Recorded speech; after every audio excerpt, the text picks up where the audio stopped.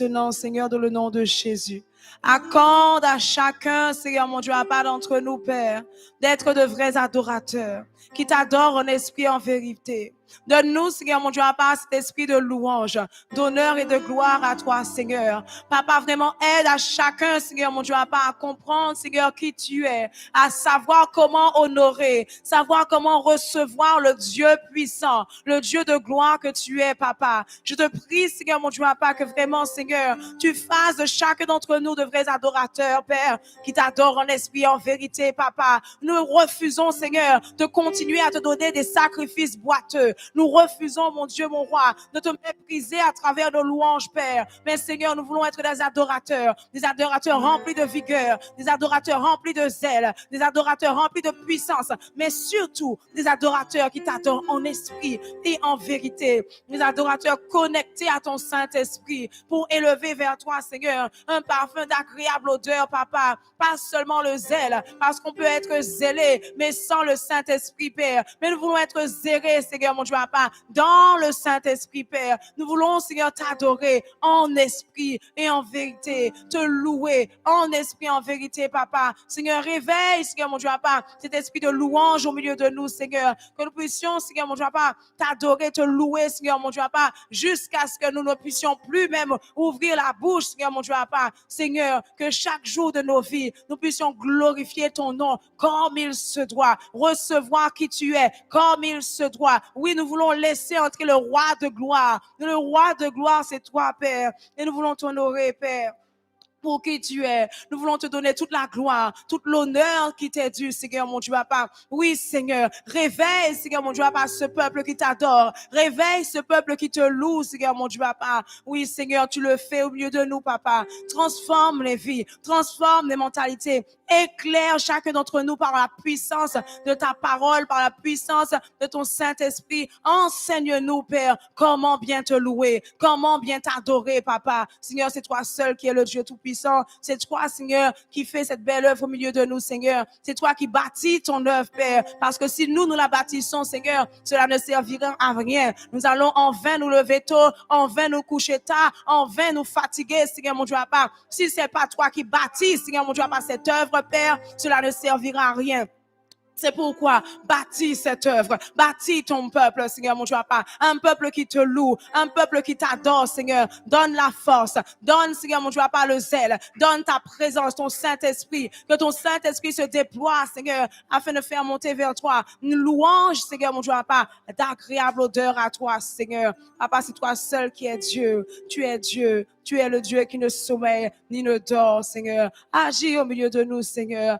Agis au milieu de nous, Seigneur. Et surtout, pardonne-nous toutes les fois où nous t'avons méprisé à travers nos louanges, Père, sans même le savoir, Papa. Pardonne, Seigneur, mon Dieu, à chacun de nous, Seigneur. Pardonne, Seigneur, mon Dieu, à tes enfants, Seigneur, Père. Et aide-nous à t'honorer, aide-nous à te célébrer de tout notre cœur, de toutes nos forces, de toutes nos pensées, Papa. Que nous puissions réaliser combien tu es grand, combien tu es merveilleux, combien tu es excellent, combien tu es parfait, combien tu es saint, combien tu es glorieux, Papa. Oui, Seigneur, mon Dieu, Papa, c'est ton Saint-Esprit, Seigneur, qui nous enseigne, Père. Moi, je ne peux rien faire, Papa, mais ton Saint-Esprit, Seigneur, transforme. Ton Saint-Esprit enseigne, Père. Enseigne-nous à bien t'adorer. Enseigne-nous à bien te louer. Te louer, Seigneur, mon Dieu, pas de façon efficace, d'une façon, Seigneur, qui te fasse tellement plaisir que tu sois obligé de descendre puissamment au milieu de nous, Papa. C'est ce que nous voulons, Père, et c'est ce que je t'ai demandé, Seigneur, mon Dieu, Papa, dans ce lieu,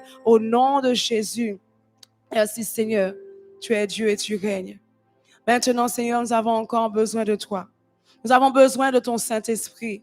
Nous avons besoin que ton Saint-Esprit, Seigneur, nous enseigne, car ton Saint-Esprit est l'enseignant par excellence. Nous voulons, Seigneur, à travers ta parole, Seigneur, mon Dieu, Papa, comprendre, saisir cette parole, et que cette parole, Seigneur, s'enracine, Seigneur, mon Dieu, Papa, dans la vie de chacun d'entre nous, Seigneur. Père, Nous voulons, Seigneur, mon Dieu, Papa, toutes ces forteresses. Nous désirons, Seigneur, qu'elles soient renversées dans nos vies, dans le nom de Jésus. Oui, c'est pourquoi, Seigneur, ce soir, nous renversons tout raisonnement et toute hauteur qui s'élève contre la connaissance de Jésus-Christ, au nom de Jésus. Et nous ramenons à l'obéissance de Christ toute pensée captive, Seigneur, mon Dieu, Papa, au nom puissant de Jésus-Christ de Nazareth. Père, illumine les yeux de nos cœurs afin que nous puissions saisir la portée de ta parole, que nous puissions saisir l'espérance qui s'attache à ton appel. Donne-nous un esprit de sagesse et de révélation dans ta connaissance, Papa, afin que nous puissions connaître Jésus, afin que nous puissions ressembler de plus en plus à Jésus, Papa. Oui, Seigneur, par ton Saint-Esprit, enseigne-nous, transforme-nous, Seigneur, mon Dieu, Papa, chaque jour, de gloire en gloire, Seigneur, mon Dieu, Papa, à l'image de Jésus-Christ, comme nous avons été appelés, Père. Oui, Seigneur, que nous puissions saisir ta parole ce soir, Père, et que nous puissions aller de gloire en gloire, Seigneur. Papa, tu le fais au milieu de nous, au nom puissant de Jésus-Christ. Merci, Seigneur. Amen. Merci, Jésus. Merci, Seigneur. Que Dieu vous bénisse et que Dieu vous fortifie encore. Merci, Seigneur, et que le Seigneur fasse de nous vraiment de vrais adorateurs, qu'il adore en esprit, en vérité, vraiment des servantes et des serviteurs qui louent Dieu avec honneur. Car lorsqu'on réalise que Dieu honore celui qui l'honore et il méprise celui qui le méprise, eh bien nous réalisons combien il est important d'adorer Dieu, de le louer de tous nos cœurs, de toute notre force et surtout par l'Esprit de Dieu. Amen. Nous entrons dans la parole de Dieu et nous sommes dans quel thème? Nous sommes sur quelle série? Nous sommes dans les forteresses. Les forteresses avec notre passage clé qui se trouve dans 2 Corinthiens 10, verset 5. Et nous allons le lire, 2 Corinthiens 10, verset 5. Passage très important parce que beaucoup de mentalités, de raisonnements sont bloqués dans ces forteresses. Et nous voulons renverser les forteresses afin que la vérité de la parole de Dieu puisse entrer dans nos vies et transformer nos vies dans le nom de Jésus. 2 Corinthiens 10, verset 5, qui nous dit, nous renverser les raisonnements et toute hauteur qui s'élève contre la connaissance de Dieu. Et nous amenons toute pensée captive à l'obéissance de Christ. OK. Bon. Est-ce que quelqu'un qui se rappelle peut expliquer le passage? Est-ce qu'un courageux soldat peut expliquer le verset? Ça fait déjà combien? 3, 4 vendredis que nous sommes dessus? Ce n'est pas 6 vendredis que nous sommes dessus. Les forteresses. Est-ce qu'il y a un courageux ou bien une courageuse qui veut expliquer le verset 2 Corinthiens 10, verset 5? Ça fait déjà au moins 6 vendredis qu'on en parle. Donc, normalement, tu es capable.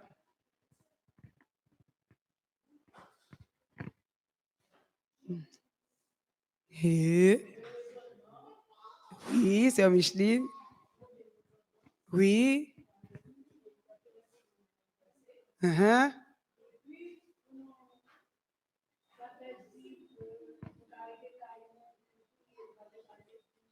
Oui, tu avais là, les exemples de...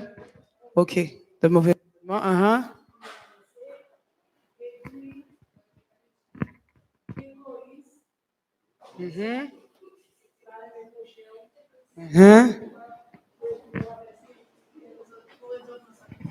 OK. Oh, tu as fini? Oh, tu as déjà fini? OK. OK, donc, il y a des forteresses, des raisonnements à renverser. D'accord. OK. Est-ce que quelqu'un d'autre veut expliquer 2 Corinthiens 10, verset 5? Ah, frère, ça non. C'est Michel va te donner le micro. Il a de la voix, il dit.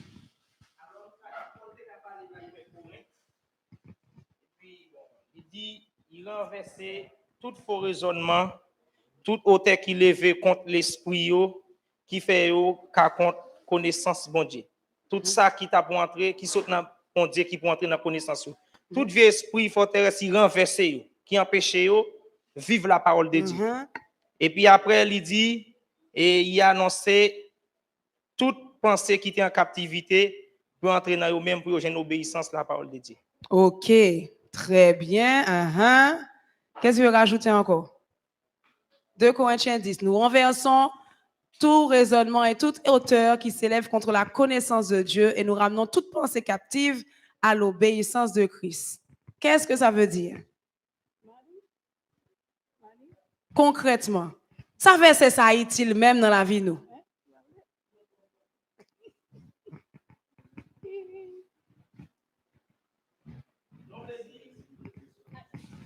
Oui. Ça veut dire faux raisonnement yo. Si nous pas ta renverser yo ka empêcher non venir droit dans la parole bon Dieu parce que si nous venons si faux raisonnement yo laissez nous venir dans la parole bon Dieu et ben n'a connaît Christ plus, n'a plus entrer dans Christ. Exactement. Ça c'est le rôle même des faux raisonnements et de l'esprit de l'erreur. Exactement. OK, ça c'est la partie 1. Kounia là, j'ai pas encore entendu tellement d'explications sur la deuxième partie. Et nous ramenons toute pensée captive à l'obéissance de Christ. Oui, Sœur Dieu là. Tout faux raisonnement, par exemple, c'est mon qui a dit qu'on n'a pas qu'à sortir parce que c'est des guettants écrits dans la Bible. Exemple, oui. C'est tout ça qui ou qu'a dit. Toute parole qui a sorti dans bouche ou de mauvais paroles. Par exemple, mon qui a parlé que n'a pas besoin de venir à l'église, c'est foi qui a sauvé yo. Et tout ça, ce sont des faux raisonnements, c'est l'esprit de l'erreur. Oui. OK. Donc ça, c'est les exemples. Exactement. Tu les rajouter? Alors, c'est tout et vieux raisonnement ça yo pour nous retirer dans tête nous pour nous capables de servir bon Dieu. Exactement. Amen.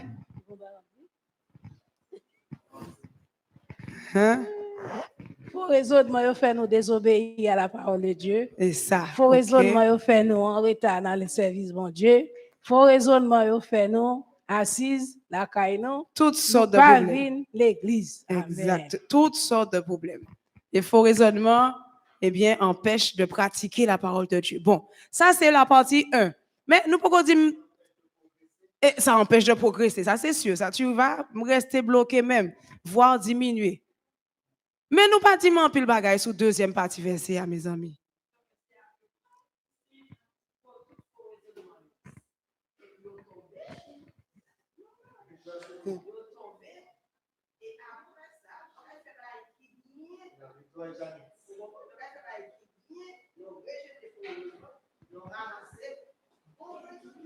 Voilà, et à partir de ce moment-là, nous obéir avec parole bon Dieu, comprendre parole bon Dieu, nous approcher comme nous plus de Jésus, nous remplir avec puissance, OK. Mais deuxième partie, encore. C'est un petit peu, c'est pas loin, mais plus clair encore. Oui. La deuxième partie dit, et nous amenons toute pensée captive. Qu'est-ce que ça veut dire captive? C'est quoi les pensées captives? Esclave, oui. Exact, c'est ça même, on va commander, donc ou esclave. Voilà. Donc ça veut dire que captivité, donc captive, pensée captive, donc captive, ça veut dire esclave. OK. Que veut dire la deuxième partie? Et nous amenons toute pensée captive à l'obéissance de Christ. Ça veut dire ça. Comme ça, tout le monde va entendre. Désolé, tu vas reprendre le micro. Faux raisonnement, si nous pas quitter le tomber, nous pas capable attacher nous avec parole bon Dieu. Nous pas capable traverser, nous pas capable progresser dans parole bon Dieu, nous pas capable aller vers l'avant parce que faux raisonnement, c'est la chair qui amène. La chair sous qui agit en l'air ou prend force en l'air, égal ou pas capable l'abdominer. Oui, l'abdominer. Donc s'il te domine, ça veut dire que tu deviens esclave alors. Exactement. D'accord. Mais si vous avez le Saint-Esprit bon Dieu dans la vie, ça n'a pas qu'à dominer ou même qu'à gagner victoire sur. OK. Rejeter faux raisonnement. Qui veut dire toujours faire bon bagage, qui veut dire avoir toute activité, tout ça qui t'empêche ou reprendre. et penser, vieille pensée, actuellement, quand il pense bon pensée, l'aide de la parole de D'accord. Là, on commence à se rapprocher encore de la deuxième partie. Donc, on avait des pensées, des vieilles pensées, des pensées qui nous dominaient, des pensées négatives qui dominaient.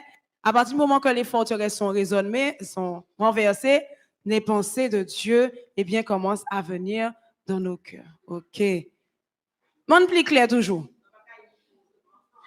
On n'aura pas de faux raisonnement. Est-ce qu'on peut être encore plus clair avec la deuxième partie?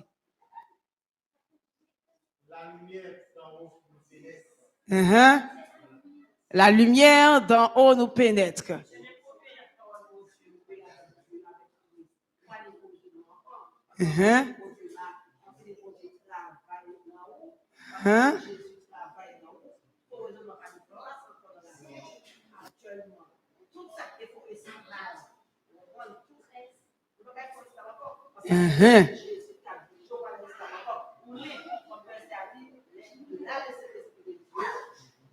Tu es libre. Là est la liberté. OK. Mais esclave, bon. Ça parlait de pensée esclave. La pensée esclave de quoi à ce moment-là? Vous avez déjà dit, mais je vous fais tourner pour bien comprendre. Il dit toute pensée captive. Ça veut dire que penser l'homme esclave de un bagage. De qui ça? Penser l'homme esclave.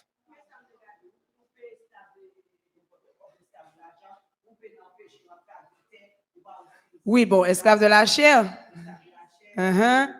Mais par rapport au verset.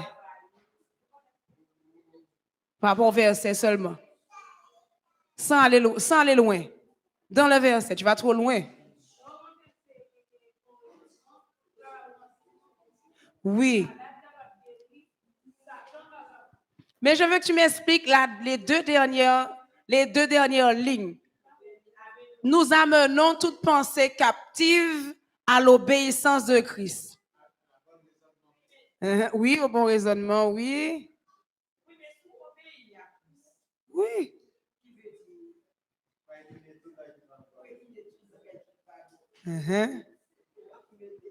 Non, mais je veux que tu sois encore plus clair. Plus clair. Est-ce que tu peux être encore plus clair? Tu es dedans, mais encore plus clair. Nous amenons toute pensée captive à l'obéissance de Christ. Frère Clovens. Ouais, bon, mon bail. Bon Dieu béni, frère Clovens. Pas de non? Amenant toute pensée captive à l'obéissance de Christ. Frère Woody. Plaît-il? Frère ça, non. Oui.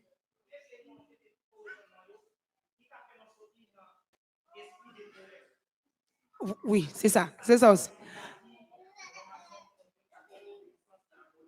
OK. Donc, en fait, c'est ça. Tout ça nous dit, hein, il n'est pas mauvais, il est bon. D'accord? Donc, nous amenons toute pensée captive. Ça veut dire que, à cause des forteresses, à cause des hauteurs, donc l'esprit de l'erreur, eh bien, les pensées de l'homme étaient esclaves d'un faux raisonnement. Parce que quand tu as un faux raisonnement, quelqu'un a un faux raisonnement, c'est un esclavage. Par exemple, on monde, quelqu'un qui a grandi en pensant que, eh bien, exemple, oui, c'est vrai que je pense souvent cet exemple-là. Quelqu'un qui a grandi en pensant une femme qui a grandi en pensant que les hommes ne sont pas bons et que le mariage, c'est pas une bonne chose. Eh bien, c'est un faux raisonnement et l'esprit de l'erreur qui a fait ça. Donc, moun ça, l'esclave modèle raisonnement ça. Pourquoi l'esclave? Parce que envie marier, mais il n'est pas qu'à marier. Donc, l'esclave de faux raisonnement ça. C'est ça, la personne devient donc esclave de ce faux raisonnement-là. Parce qu'elle veut se marier, mais elle n'est pas libre de se marier. Pourquoi? Ce raisonnement-là est dans sa tête et l'empêche de connaître la parole de Dieu. Peu importe le raisonnement, des personnes que Dieu veut bénir. Combien de personnes Dieu veut bénir, mais ils sont tellement esclaves du raisonnement qui dit, parce que je suis chrétien, je ne dois pas aimer l'argent, donc, et puis la personne reste dans la pauvreté. C'est l'esprit, les faux raisonnements, l'esprit et puis mon nom esclave. La personne devient esclave de quoi? Elle devient esclave d'un patron, puisque du coup, elle n'arrive pas à devenir riche. Elle devient esclave d'autre chose, esclave de l'argent, alors que Dieu veut bénir cette personne-là, mais l'esprit de l'erreur a créé en cette personne-là un faux raisonnement, cette personne-là a gardé ce faux raisonnement-là, et puis ça fait que Mounsa esclave, eh bien, de la pauvreté. L'esprit de pauvreté, la pensée de pauvreté, cette personne-là est esclave de la pensée de pauvreté. Donc, on dit que toute pensée esclave, toute pensée captive, il y a des pensées qui sont esclaves de la pauvreté, des pensées de pauvreté. Il y en a qui sont esclaves des pensées de mépris, des pensées de rabaissement. Il y a des personnes qui sont esclaves de cette pensée qui leur dit, mais tu n'es rien, tu ne vas jamais arriver dans la vie. Ils sont esclaves de cette pensée-là. Ils essayent d'avancer, plus ils essayent d'avancer, mais la pensée d'infériorité, la pensée d'infériorité lui dit, non, tu es nul, tu ne vas pas y arriver, ou pas faire l'école, ou pas aller loin. Elle est esclave de cette pensée-là. Elle voulait avancer. Donc, ça veut dire que la personne n'est pas libre d'avancer parce qu'elle est esclave de penser. Donc, c'est pour ça qu'il dit, nous devons renverser les raisonnements et les hauteurs qui s'élèvent contre la connaissance de Dieu et nous amenons toutes ces pensées esclaves, toutes ces pensées qui sont esclaves et puis qui n'arrivent pas à comprendre la parole de Dieu, eh bien, par nos prières, en renversant les forteresses et les hauteurs, nous les ramenons à l'obéissance de Christ. Donc, ça veut dire qu'à partir de ce moment-là, la personne qui est esclave de la pensée de pauvreté ne va plus obéir à la pensée de pauvreté. Maintenant, elle va obéir à la pensée de Christ qui dit, dans la maison de celui qui craint l'Éternel, il y a bien-être et richesse. Dans le Seigneur et la parole de Dieu qui dit que Dieu a institué le mariage. Donc, celui car à ce moment-là qui n'est plus esclave, comme vous l'avez dit, celui qui n'est plus esclave de ses pensées, de faux raisonnements, eh bien, à partir de ce moment-là, elle est libre et elle peut maintenant obéir aux pensées de Dieu. Donc, ça veut dire que maintenant, à partir de ce moment-là, les pensées de Dieu peuvent commencer à agir dans cette personne-là. Donc, c'est vraiment un verset qui est vraiment très important dans la vie de chrétien parce qu'il y a tellement de faux raisonnements qui sont ancrés. Il y a beaucoup de faux raisonnements qui sont ancrés, des centaines. Chez un seul être humain, il peut avoir des centaines de faux raisonnements ancrés dans nos pensées sans même qu'on se rende compte, dans tous les domaines de la vie. OK. Donc, comme vous l'avez déjà dit, donc on avait déjà vu 5 faux raisonnements qu'il faut renverser. Donc, on avait vu 5 faux raisonnements, la sœur Dieu l'a déjà donné 3. Donc, premier faux raisonnement qu'on a vu qu'il faut renverser, c'est pas besoin de prier parce que ça t'est écrit. Covid t'est écrit, maladie ça, t'es écrit. Pas besoin d'être dans une assemblée pour pouvoir être sauvé. C'est un faux raisonnement, ça c'est l'esprit de l'erreur. C'est un faux raisonnement qui empêche de connaître Dieu et qui empêche aux chrétiens d'avancer. Femme n'a pas le droit de prêcher ou d'être pasteur. Encore l'esprit de l'erreur est un faux raisonnement, un manque de compréhension de la parole de Dieu qui empêche vraiment à beaucoup de connaître Dieu. Encore, je suis en Jésus-Christ, donc Satan ne peut rien me faire. Ça aussi, c'est l'esprit de l'erreur. C'est pas totalement faux, mais il y en a qui c'est vraiment, ça s'est transformé en esprit de l'erreur. Pourquoi? Parce que du moment que la personne s'est convertie, s'est baptisée, il dit, OK, je suis protégé. Non. N'oubliez pas que le diable, lui, il rôde. Donc, même si tu es baptisé, si tu n'as pas le sceau de Jésus en toi, si tu ne marches pas dans la droiture de la vérité, s'il y a le mensonge dans ta vie, le diable va dire, hey, il y a porte ouverte ici, la mensonge c'est à moi, donc je rentre, j'ai le droit. Parce que n'oublie pas, Satan n'a pas le droit sur qui que ce soit. Satan n'a pas le droit sur aucun chrétien. Normalement, il n'a aucun droit. Il n'est pas légal sur terre. N'oublie jamais ça, le diable n'est pas légal sur terre, puisque la parole de Dieu nous dit que lorsque Jésus-Christ, là, le jour, lorsqu'il est mort, il a dit, le prince de ce monde a été jeté dehors. Donc, ça veut dire que quand il revient sur la pointe des pieds pour voir s'il peut trouver une porte d'ouverture et puis quelqu'un qui lui donne un droit d'accès. Mais sinon, il n'a pas accès. Il cherche des portes. Donc, oui, même si tu es en Jésus-Christ, eh bien, cela ne te protège pas des attaques du diable. Ce qui te protège des attaques du diable, c'est que toutes les portes spirituelles de ta vie soient fermées. Fermées par la sainteté, fermées par l'obéissance, fermées par le cœur pur, fermées vraiment par le cœur sincère. Donc voilà, ferme les portes. Sinon, voilà, c'est un faux raisonnement et beaucoup sont surpris de voir le diable qui rentre chez eux alors qu'ils vont à l'église, alors qu'ils prient, alors qu'ils sont baptisés. Ils sont surpris de voir le diable qui rentre chez eux, les attaquer et même parfois réussir à gagner certains combats. OK. Et le cinquième, la sœur Dieu l'a dit, c'est la négligence face au pouvoir de la langue. C'est pas important ce qu'on dit. L'essentiel, c'est que ce que Dieu veut faire, il va faire. Ce qu'il veut pas faire, il va pas faire. Ça aussi, c'est un faux raisonnement. C'est un faux raisonnement de penser que même s'il me dit, qu'il ne pas dit, si mon Dieu voulait faire, l'a fait. S'il pas voulait faire, il pas fait. Ça aussi, c'est un faux raisonnement. Pourquoi? Parce qu'il nous a dit dans plusieurs passages, dans le livre des psaumes, dans aussi le passage qu'on a lu ce matin, dans Romains, aussi chapitre 4, on voit que le Seigneur nous dit, il dit. Et cela s'accomplit. Et il a dit encore qu'il est le Dieu qui appelle les choses qui ne sont pas comme si elles étaient.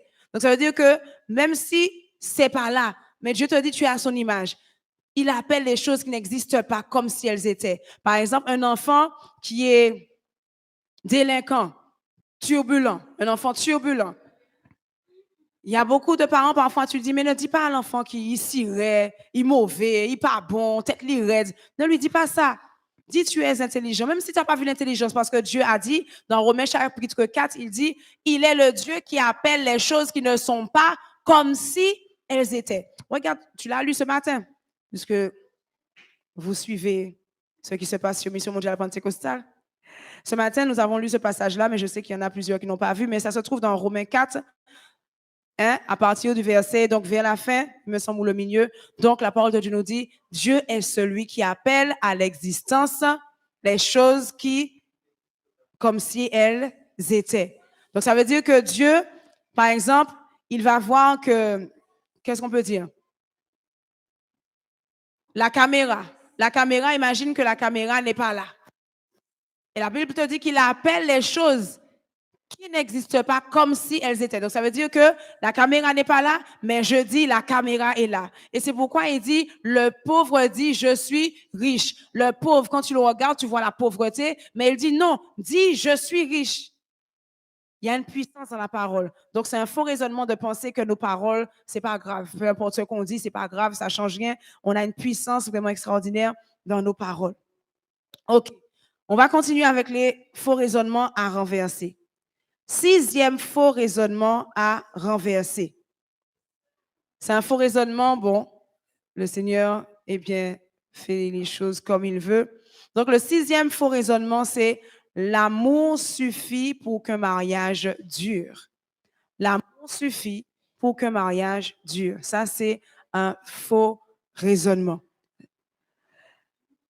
Il y a beaucoup de personnes qui pensent que parce que, on s'aime, on est d'amour, eh bien, le mariage va durer pour la vie et l'éternité. C'est un faux raisonnement. C'est un faux raisonnement qui fait que beaucoup de couples meurent faute de connaissance. L'amour ne suffit pas pour qu'un mariage puisse durer. Pourquoi? Nous allons voir la parole de Dieu.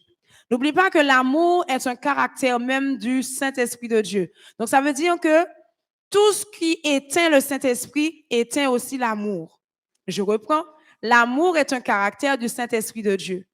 L'amour, c'est un caractère du Saint-Esprit. Donc, ça veut dire que tout ça qui éteint Saint-Esprit, mon Dieu, lui éteint aussi l'amour, puisque l'amour est un caractère du Saint-Esprit. Deuxième chose, l'amour vient aussi de la parole de Dieu. L'amour vient aussi de la parole de Dieu. Donc, tout ce qui éteint la parole de Dieu va aussi éteindre l'amour. Nous allons comprendre. Donc, faux raisonnement numéro 6. L'amour suffit pour qu'un mariage dure. C'est faux. Faux raisonnement. Ce n'est pas suffisant. Par contre, c'est bien. C'est une bonne chose qui est l'amour. Il n'y a pas de souci avec ça. Mais ce n'est pas suffisant. Il faut pouvoir le savoir. Il ne faut pas rentrer dans ce faux raisonnement qui dit mes amis me remèlent, c'est l'essentiel. Non, non, non, non, c'est pas l'essentiel. C'est une bonne chose, c'est un bon point de départ, mais ce n'est pas l'essentiel. OK. Alors, voyons dans la parole de Dieu, Éphésiens 4, verset 29. On va voir qu'est-ce qui peut étouffer le Saint-Esprit, qu'est-ce qui peut attrister le Saint-Esprit. Et quand tu as compris qu'est-ce qui peut attrister le Saint-Esprit, tu vas comprendre qu'est-ce qui peut attrister l'amour et qui peut étouffer l'amour aussi. Puisque l'amour est un caractère du Saint-Esprit. Éphésiens 4, verset 29. Éphésiens 4, verset 29.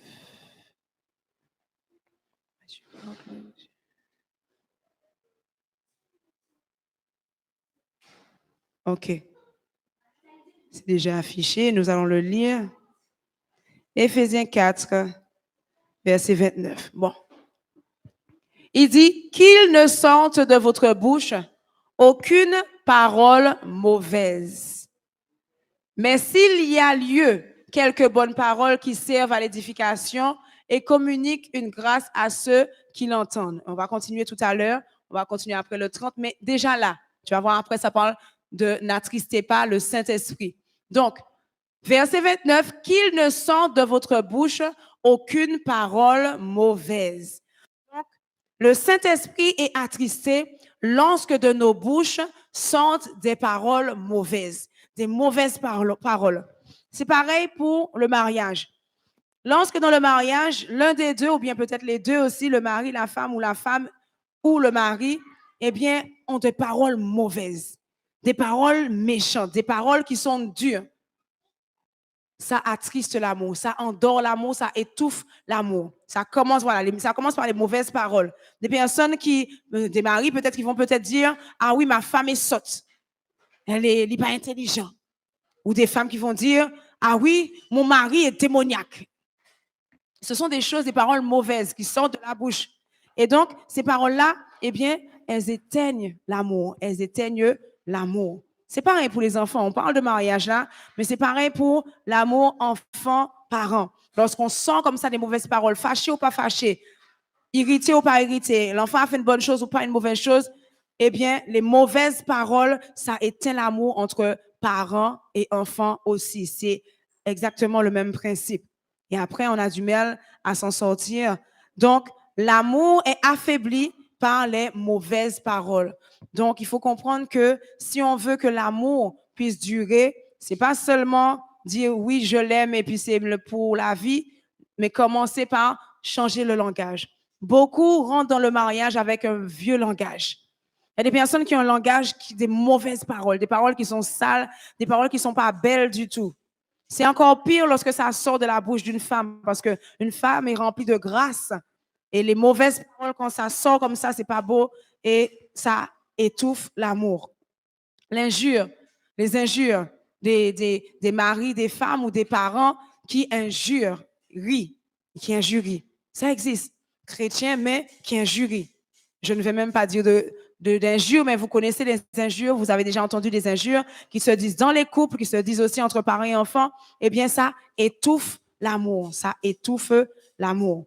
Donc, l'amour ne suffit pas. On continue, toujours dans Éphésiens 4, verset, maintenant nous allons prendre le verset 30 pour voir qu'est-ce qui éteint l'amour, qu'est-ce qui étouffe. L'amour ne s'éteint jamais, n'oublie pas, l'amour ne meurt jamais. Il ne faut jamais penser, ça aussi c'est un faux raisonnement. Il y a des personnes qui pensent que parce qu'ils ne sentent pas l'amour est mort. C'est pas vrai. L'amour ne meurt jamais, c'est biblique. Il a dit dans 1 Corinthiens chapitre 13, l'amour ne meurt jamais. Par contre, l'amour est étouffé. Donc ça veut dire que quand quelque chose est étouffé ou pas well. Donc c'est pour ça que beaucoup de personnes pensent que il n'y a pas l'amour, mais non, l'amour est là. S'il était là au départ, évidemment, quand on s'est marié, on s'aimait, et puis l'amour a disparu. Non, ça n'a pas disparu. Ça s'est étouffé. Étouffé par quoi? Les mauvaises paroles qui étouffent l'amour, les injures qui étouffent l'amour. Et nous continuons Éphésiens 4, verset 30. Donc, n'attristez pas le Saint-Esprit de Dieu par lequel vous avez été scellés pour le jour de la rédemption. Donc, ce passage-là, ça parle de qu'est-ce qui attriste le Saint-Esprit. Et on va continuer dans le verset 31. N'attristez pas le Saint-Esprit. Quand tu attristes le Saint-Esprit, l'amour aussi, quand le Saint-Esprit est attristé, le Saint-Esprit, eh bien, il s'endort, il est étouffé. Et donc, l'amour aussi est étouffé. Et qu'est-ce qui se passe? Qu'est-ce qu'il te dit encore? L'amertume. Que toute amertume, tout ça disparaisse. Donc, ce qui veut dire que l'amertume fait partie des choses qui étouffent l'amour. Ça étouffe l'amour dans un mariage. L'amertume. Donc, ça veut dire que on a souffert tellement, on a eu tellement de blessures dans le mariage que, c'est difficile. Tu essayes, mais c'est difficile. C'est difficile. Pourquoi? Il y a de l'amertume, il y a de l'irritation. Quand on parle, quand on agit, on voit qu'il y a de l'amertume. Il y a une amertume, on en a assez. Ça étouffe l'amour. Qu'est-ce qu'il y dit encore? Toute animosité. L'animosité, c'est la sauvagerie. L'animosité, c'est, comment expliquer? Oui, c'est la sauvagerie. on dit sous-bas dans certains endroits. Donc, la sauvagerie. Donc, ça veut dire que c'est des personnes qui parlent brusquement, qui sont sauvages, non seulement dans la bouche, mais aussi dans leur action. Ça veut dire que même s'ils ne sont pas fâchés, mais ils sont blip. Blip. L'antillais, en général, on dit que l'antillais est blip. Il y a certaines nations, par exemple, l'île Sœur à côté, on dit que l'île Sœur à côté est plus blip que nous ici, par exemple. OK? Donc, l'animosité, ça étouffe aussi l'amour. Ça étouffe l'amour. La colère, quelqu'un qui est colérique, quelqu'un qui s'énerve vite, qui se fâche vite, tout ça, ça étouffe l'amour. Quoi encore? Qu'est-ce qu'il dit encore? La calomnie, la clameur. Il y a la clameur avant. C'est quoi la clameur? La clameur, c'est quoi la clameur? La clameur, c'est quelqu'un qui crie tout le temps. Tu comprends même pas ce que la personne dit. La clameur, c'est plus les femmes que les hommes en général. La clameur, c'est vrai qu'en général, j'ai pas dit, on va pas partir dans le débat, en général, c'est plus les femmes que les hommes, mais il y a aussi des hommes qui crient et puis tu comprends pas. Mais c'est souvent plus les femmes. Pourquoi? Parce qu'on a un aigu là et quand on est parti, tu comprends pas la moitié, mais en tout cas, elle a démarré. Donc la clameur, c'est ça. C'est quelqu'un qui crie tout le temps. Tu comprends même pas. Tu sais même pas ce qu'elle dit. Tu sais même pas pourquoi elle crie, mais elle crie. La clameur, c'est quelqu'un qui crie et on ne comprend pas. Ça étouffe l'amour aussi. Ça étouffe l'amour. L'amour, donc, ne suffit pas. Tu vois, tu vas voir que, voilà. Autre chose encore qui étouffe l'amour. Autre chose encore qui étouffe l'amour. Donc, on a vu la calomnie. La calomnie, c'est quoi? Oui, la langue, on a dit ça tout à l'heure, la langue, ça veut dire que, OK, parler mal, dire des méchancetés. La calomnie, c'est parler mal et beaucoup font ça. C'est une erreur grave. Le fait il y a quelque chose qui se passe dans le mariage, dans le couple, et puis on va à l'extérieur, et puis on dit, mais tu sais, mon mari est ci, mon mari est ça, ou bien le mari va et dit, ma femme est ci, ma femme est ça. Calomnier. Et souvent, c'est même pas ça. Il y a de l'exagération, on rajoute dessus encore. La calomnie, ça étouffe. C'est un étouffe amour. La calomnie ne doit pas vraiment faire partie de nos vies. Si vraiment on veut des mariages qui durent, eh bien, c'est pas te dire l'amour suffit, mais c'est te dire que la calomnie ne doit pas être mon partage. Si j'ai un problème dans mon mariage avec mon mari, avec mon épouse, je vais voir quelqu'un qui est apte à pouvoir m'aider. Point.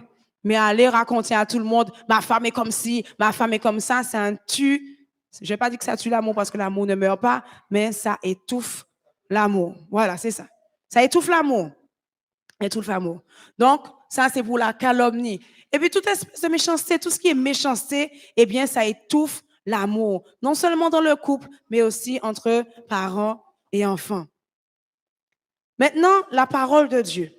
On va voir la parole de Dieu parce que l'amour, en quelque part, on va pas détailler ça, mais comprends que l'amour aussi vient de la parole de Dieu.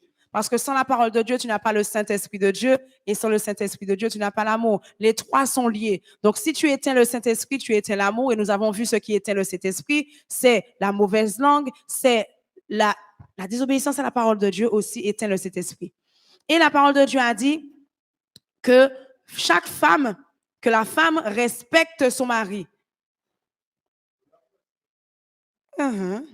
Mais il a dit la femme respecte son mari. Et pour l'homme, il a dit homme, aime ta femme. On arrive. Donc, la femme respecte son mari. Une femme qui ne respecte pas son mari, c'est une femme qui est en train d'étouffer. Étouffer le mariage, étouffer l'amour dans le mariage. Le manque de respect. On lui parle n'importe comment, on lui fait honte en public, on traite la personne comme un enfant en public. C'est un manque de respect envers le mari. Peu importe ce qu'il est, ce qu'il fait, mais la Bible nous dit, eh bien, femme, respecte ton mari. Maintenant, autre chose encore qui, eh bien, tue l'amour ou bien qui étouffe l'amour, ne tue pas. Étouffe l'amour, c'est le manque d'amour de la part de l'homme. Ce que Dieu ordonne à l'homme, c'est mari, aimez vos femmes. Mari, aimez vos femmes. Comme Christ a aimé l'Église. Donc, Marie, aimez vos femmes. Ça veut dire quoi? Soyez patiente avec elle. Soyez douce avec elle. Vous lui voulez du bien. Toujours du bien. Tu cherches toujours son intérêt à elle. Tu excuses tout. Il y a beaucoup de maris qui sont durs par rapport aux femmes, par rapport à la fatigue des femmes. Ils comprennent pas, ils sont durs. Ah ouais, vous fatigué pour qui ça? Ou non, là toute la journée, c'est moi qui n'en travaille, et puis c'est vous qui fatigué. Il y a un problème là. L'amour, eh bien, l'amour excuse tout. L'amour va essayer de comprendre cette fatigue-là. Il y a beaucoup de raisons. Il va excuser, il va dire, ah, je comprends, même si tu es dans la maison, mais c'est vrai qu'il y a beaucoup de choses à faire. C'est vrai que, eh bien, tu as moins de sang que moi manquer un peu le sang, mais toi, tu as moins de sang que moi, etc., parce que tu en perds tous les mois. Il y a les enfants. Et il va essayer de comprendre. Ça, c'est celui qui a l'amour. C'est pour ça que Dieu a dit, hommes, aimez vos femmes. L'amour. L'amour fait confiance. Beaucoup d'hommes ne font pas confiance à leur femme. Ils vont me dire, mais oui, c'est parce qu'elle n'est pas digne de confiance. Mais il faut pouvoir travailler cela et faire confiance. Donc, l'amour. Donc, tout ça, lorsqu'il n'y a pas, lorsque l'homme n'aime pas sa femme et que la femme ne respecte pas son mari, tu auras beau avoir le meilleur amour du monde le jour du mariage, eh bien, l'amour va être étouffé et tu vas penser que l'amour est parti alors que l'amour n'est pas parti. L'amour n'est pas mort. OK. Donc, deuxième chose qui étouffe l'amour dans le mariage, dans la famille, eh bien, nous allons le voir avec la parabole du semeur. Matthieu chapitre 13, verset 19.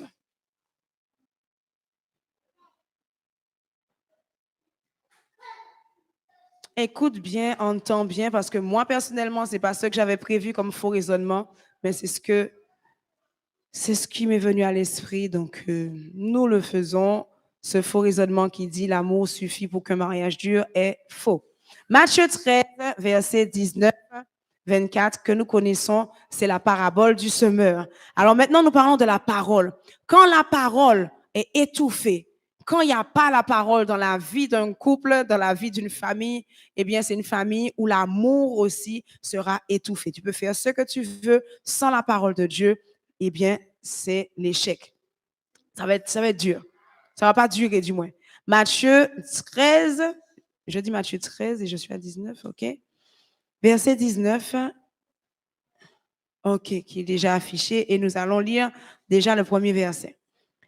Lorsqu'un homme écoute la parole du royaume et ne la comprend pas, le malin vient et enlève ce qui a été semé dans son cœur.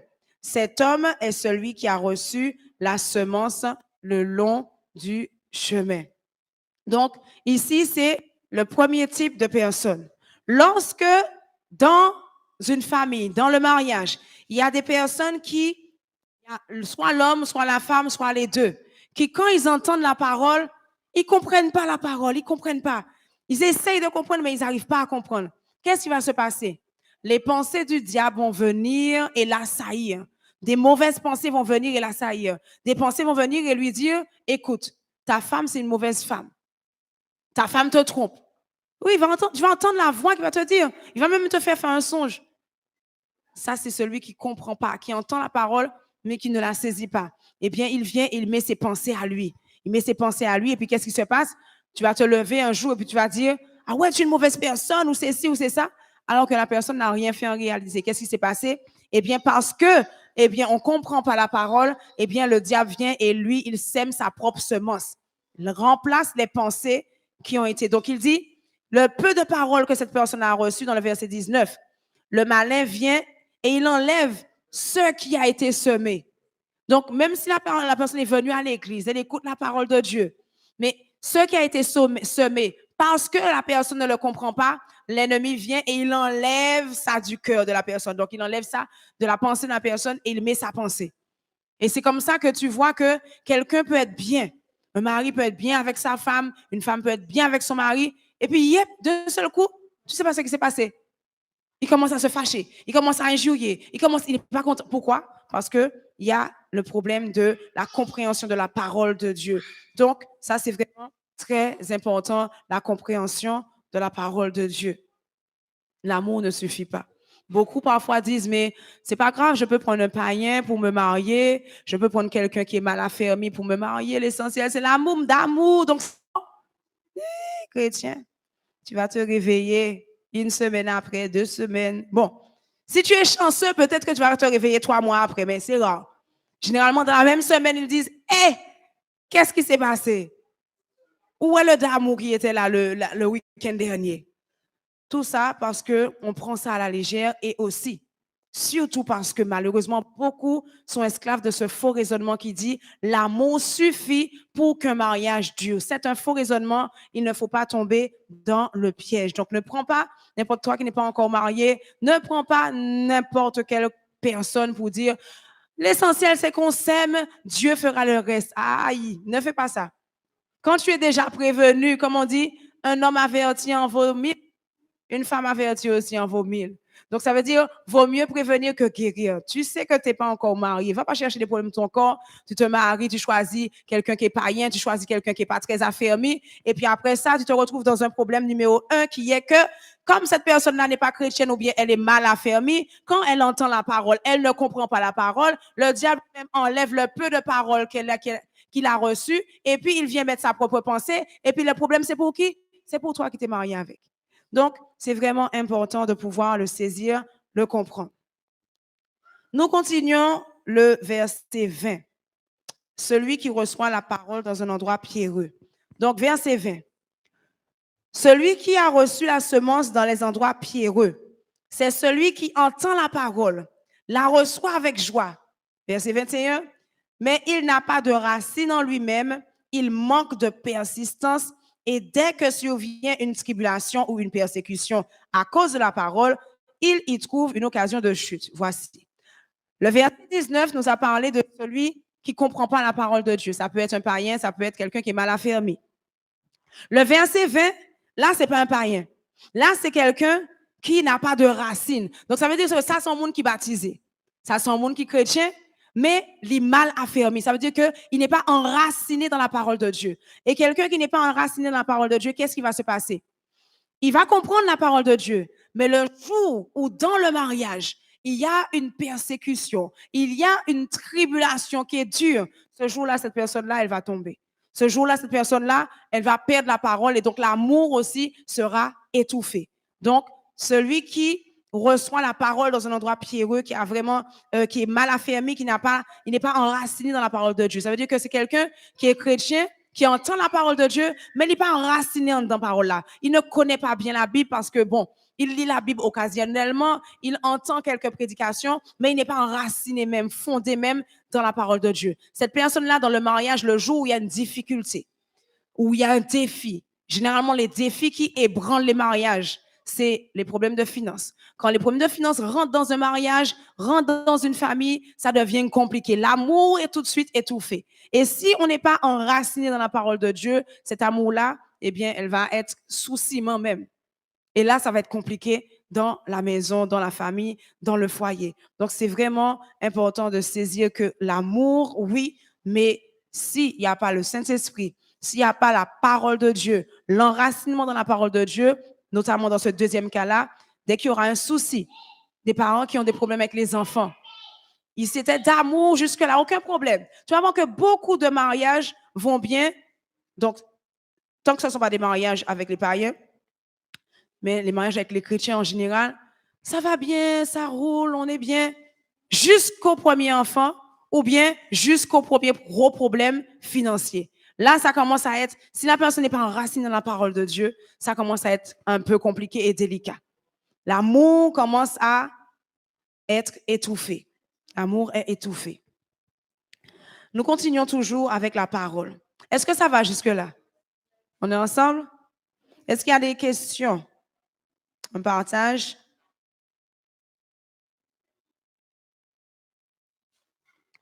OK. Verset 22. Ça, c'est le troisième type de personne dans la parole. Un homme, un mari, une épouse. Verset 22. Celui qui a reçu la semence parmi les épines, c'est celui qui entend la parole, mais en qui les soucis de ce siècle et la séduction des richesses étouffent cette parole et rendent cette parole infructueuse. Donc, ça veut dire que ça étouffe l'amour. Qu'est-ce qui étouffe encore l'amour? Ici, on parle des soucis de ce siècle. Ça fait partie, les finances, les soucis, tout ce qui donne des problèmes.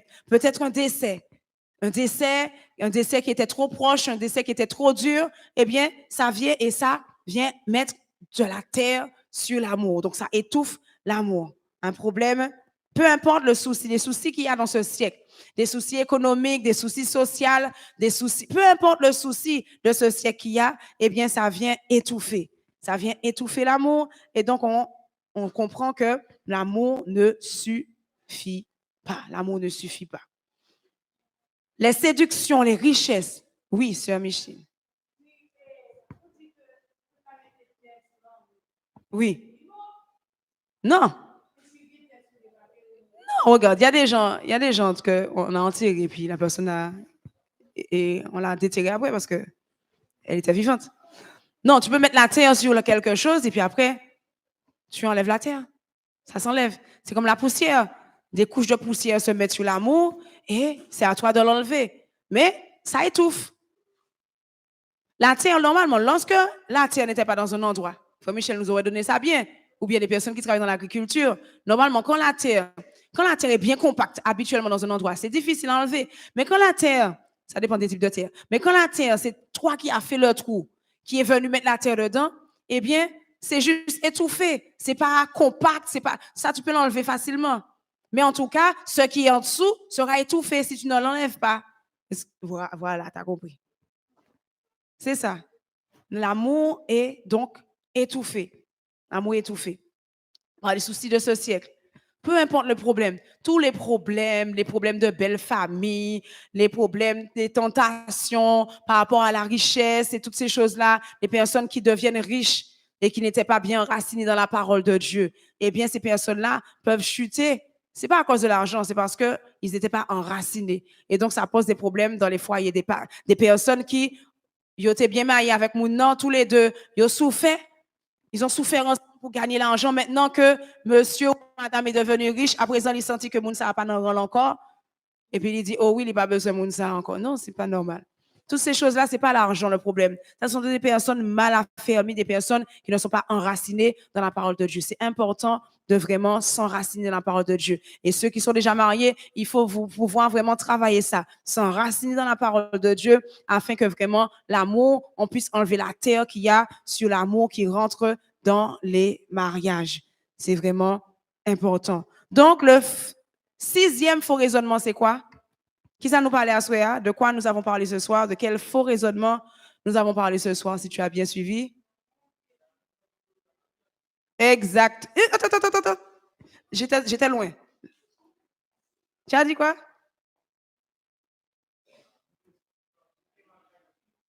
Vous avez parlé en même temps. C'est ce qu'il a dit? C'est ça qu'on t'a dit, Frère Clovens? C'est ça qu'on t'a dit. C'est presque la même chose. C'est presque la même chose. Mais le faux raisonnement, c'est effectivement, l'amour ne suffit pas pour qu'un mariage dure. Parce que beaucoup de personnes pensent ça. Ils disent, pour d'amour, on est amour, on voit rien d'autre. C'est ça qui va permettre que le mariage dure. Non, c'est un faux raisonnement qu'il faut absolument éliminer parce que l'amour peut être étouffé par beaucoup de choses. L'amour peut être étouffé par des faux langages, des mauvais langages, pardon. L'amour peut être étouffé par un manque de respect de la femme face à son mari. L'amour peut être étouffé par le manque d'amour du mari envers sa femme. L'amour peut être étouffé par les soucis de ce siècle. L'amour peut être étouffé par un manque de connaissance de la parole de Dieu. L'amour peut être étouffé par, voilà. On voit vraiment que, oui, il y a l'amour, mais si il n'y a pas le Saint-Esprit de Dieu, pas quelqu'un qui est enraciné dans la parole de Dieu, eh bien, automatiquement, l'amour sera étouffé. Et puis, c'est là qu'on se retrouve avec des mariages qui ne savent même pas qu'est-ce qui s'est passé, où est l'amour, où sont les flammes des premiers jours. Et puis après, on se trouve des excuses, on dit, ah, mais c'est normal, dans tous les couples, c'est comme ça. C'est un faux raisonnement. Le Seigneur nous a appelés à vivre la joie aussi dans nos mariages. Amen. Donc, nous devons renverser ces faux raisonnements dans nos vies. Ça ne doit pas être dans nos vies. Le mariage, c'est quelque chose qui se travaille. Ça se prépare pour ceux qui ne sont pas encore mariés. Ça se prépare. Il faut bien choisir la personne. Rentre dans la prière. Cherche la volonté de Dieu. Parce qu'au jour d'aujourd'hui, là, c'est compliqué, mon frère. C'est compliqué, ma sœur. Ne choisis pas n'importe qui. Choisis quelqu'un, une femme de Dieu, qui est enraciné dans la parole de Dieu, un homme de Dieu qui est enraciné dans la parole. Ne fais pas l'erreur qu'ont fait beaucoup de personnes. Mais bon Dieu, ouais, c'est un bon monde, oui. Et puis bon, petit défaut, non, je ne vais pas parler comme ça. C'est un païen, mais c'est un bon païen. Bon Dieu a converti. Non, tu n'es pas le Saint-Esprit. Ne prends pas la place du Saint-Esprit. Ne dis pas, je vais prendre cette personne-là et puis je vais le convertir. Non. Le Seigneur t'a déjà prévenu, ne fais pas ça. Donc, c'est vraiment important. Donc, faux raisonnement, l'amour suffit pour qu'un mariage dure. C'est un faux raisonnement. Et un mariage, il va durer vraiment s'il y a le Saint-Esprit de Dieu, si on n'attriste pas le Saint-Esprit de Dieu, si on respecte son mari, si on aime sa femme, si on obéit à la parole de Dieu, si on est enraciné dans la parole de Dieu, eh bien, les soucis de ce siècle, quand ils vont venir, on va pouvoir tenir ensemble, traverser les flots, eh bien, les hauts, les bas qui arrivent pendant qu'on n'est pas encore. Même ça, c'est un autre problème. Et malheureusement, c'est vrai que même ce sont les leaders qui ont induit cette erreur-là, qui disent pour le meilleur et pour le pire. C'est pas biblique ça aussi. Que le Seigneur nous aide. C'est pas biblique, pourquoi? Parce que le Seigneur a dit, nous serons toujours en haut, jamais en bas. Pourquoi on dit pour le meilleur et puis pour le pire, pour le meilleur et puis pour le pire? Non, on est censé aller le meilleur et dans le meilleur et dans le meilleur. Donc, on aurait dû dire, cette phrase-là, par contre, elle est bonne. Dans les bons comme dans les mauvais jeux, celle-là est correcte. Voilà, exact. Mais c'est vraiment important parce que sinon, ça met des faux raisonnements et après, on se perd. Amen. Que Dieu puisse vraiment fortifier nos foyers, que vraiment le Seigneur puisse vraiment nous aider dans la parole de Dieu parce que la parole de Dieu nous dit que le peuple meurt faute de connaissance. Des mariages meurent faute de connaissance. Des relations parents-enfants meurent faute de connaissance. On ne comprend pas pourquoi. C'est triste. Il y a beaucoup de parents chrétiens, leur enfant est dans la rue. Ils sont dans l'église, l'enfant est dans la rue. Des relations parents-enfants qui meurent faute de connaissance parce qu'on a laissé l'amour être étouffé par plein de problèmes, plein de situations. L'amour étouffé par un manque de racinement dans la parole de Dieu. Nous allons prier. On va prier, on va dire à Dieu de vraiment de nous aider. On voit déjà tellement de faux raisonnements que le Seigneur puisse nous libérer de tout faux raisonnement. On prie pour nous-mêmes, on prie pour vraiment chaque membre de l'Église, on prie pour nos familles, pour que vraiment tous ces faux raisonnements-là puissent abandonner les vies et que vraiment nous puissions vivre la parole de Dieu. Nous prions ensemble. Papa, nous te disons merci. Merci pour ton amour. Merci surtout pour ta parole. Ta parole, Seigneur mon Dieu, Papa, que tu nous révèles chaque jour, Seigneur mon Dieu, Papa, afin que nous ne puissions pas mourir faute de connaissance, Père. Seigneur, c'est toi qui es Dieu, c'est toi qui es au contrôle, Papa.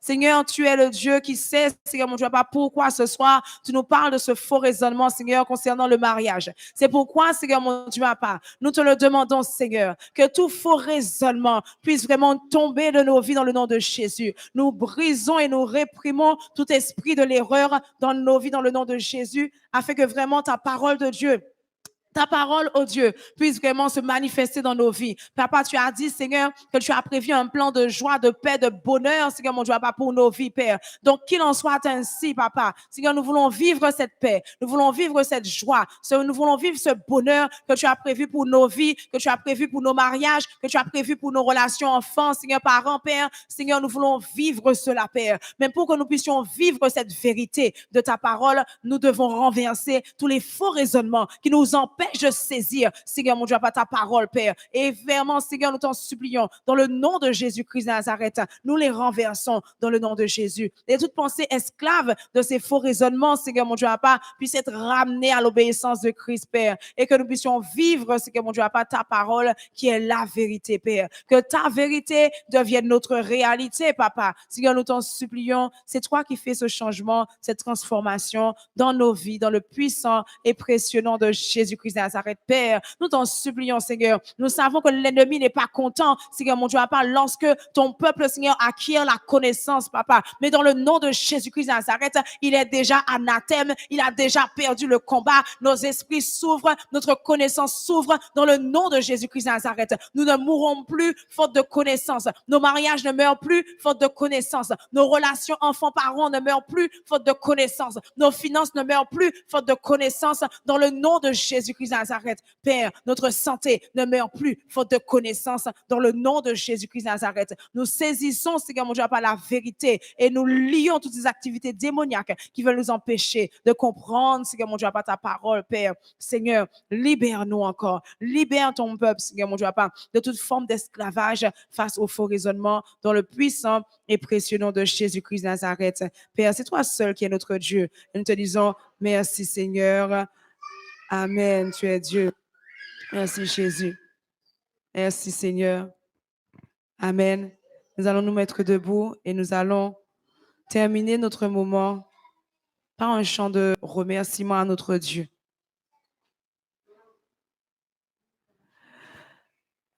Sans mi moyen dans le Seigneur, nous marrer, c'est nous forme, pour ne pas quitter tribulation, fait-nous oublier Jésus sauveur, même si les hommes a critiqué, ils dit c'est tête marée nouillée. En nous répond avec gentillesse, nous c'est tête marée pour Jésus. À la haie comme ça est grave, pour m'battre louer non Jésus non, parce que les moins t'es malade, c'est lui-même qui t'est guéri moi. Ça c'est mon témoignage moi. Pour ça Jésus fait pour que moi, ou même qu'à souffrir jodi a, un jour va à la comme ça souffrir ou même qu'à souffrir jodi a, un jour va délivrer. Merci Seigneur, que Dieu vous bénisse. Allez en paix, que la paix, la grâce, la faveur de Dieu demeure avec chacun d'entre vous au nom de Jésus. Amen.